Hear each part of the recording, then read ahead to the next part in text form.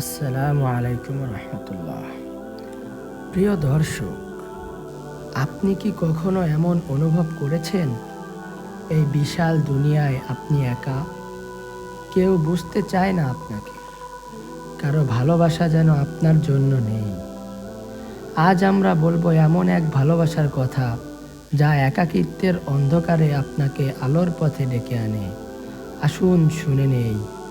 রাসূলুল্লাহ সাল্লাল্লাহু আলাইহি ওয়াসাল্লাম বলেন, যখন আল্লাহ তাআলা কোনো বান্দাকে ভালোবাসেন তখন তিনি জিবরাইল আলাইহিস সালামকে বলেন, হে জিবরাইল, আমি অমুক বান্দাকে ভালোবাসি, তুমিও তাকে ভালোবাসো। তারপর জিবরাইল আলাইহিস সালাম আসমানে ঘোষণা দেন, ফেরেশতারা সবাই তাকে ভালোবাসে। অবশেষে দুনিয়ার মানুষদের হৃদয়েও আল্লাহ তাআলা সেই ভালোবাসা ঢেলে দেন। সহিহ বুখারী ও মুসলিম। আল্লাহ তাআলা যখন ভালোবাসেন তখন তার জীবনে রহমতের বৃষ্টি নেমে আসে।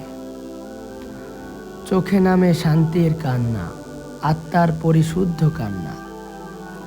অন্ধকার দূর হয়ে আলোর রূপ নেয়, গুনাহের শিকল ছিঁড়ে যায়, নিস্তেজ হৃদয় জীবন্ত হয়ে ওঠে। আল্লাহ যখন কাউকে ভালোবাসেন তার গুনাহ মাফ করে দেন, অন্তর আলোকিত করে দেন, তার দোয়া কবুল করেন এমনভাবে যেমন বাবা সন্তানের কান্নায় ভেঙে পড়ে।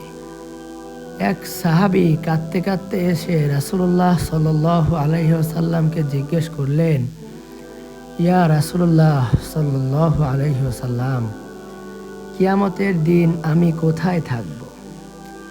রাসূলুল্লাহ সাল্লাল্লাহু আলাইহি ওয়াসাল্লাম বললেন, তুমি তার সাথেই থাকবে যাকে তুমি ভালোবাসো। এই উত্তরে সাহাবীর চোখে নামলো ভালোবাসার অশ্রু।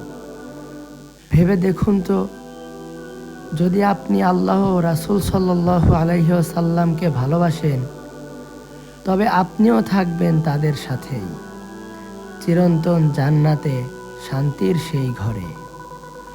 প্রিয় ভাই ও বোন, এই দুনিয়ার সম্পর্ক একদিন ভেঙে যাবে। স্বার্থ, সময়, মৃত্যু সবকিছু আলাদা করে দেবে, কিন্তু একটি সম্পর্ক ব্যতীত, আল্লাহর সাথে সম্পর্ক কখনো ভাঙে না, ফুরায় না। আজই সেই সম্পর্ক গড়ে তুলুন, তওবা করুন, আল্লাহর দিকে ফিরে আসুন, নামাজকে আঁকড়ে ধরুন।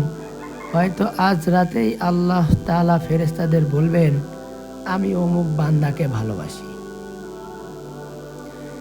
যদি আপনি সত্যিই আল্লাহর ভালোবাসা পেতে চান তবে আজ থেকেই নিজের জীবন বদলে ফেলুন। এই ভিডিও যদি আপনার অন্তরে স্পর্শ করে তাহলে শেয়ার করে দিন, যেন আরেকটি হৃদয়েও পৌঁছে যায়। সাবস্ক্রাইব করুন সিরাতুল হিদায়াত চ্যানেল। আর দোয়া করি আল্লাহ যেন আমাদের সবাইকে নিজের প্রিয় বান্দাদের কাতারে শামিল করেন।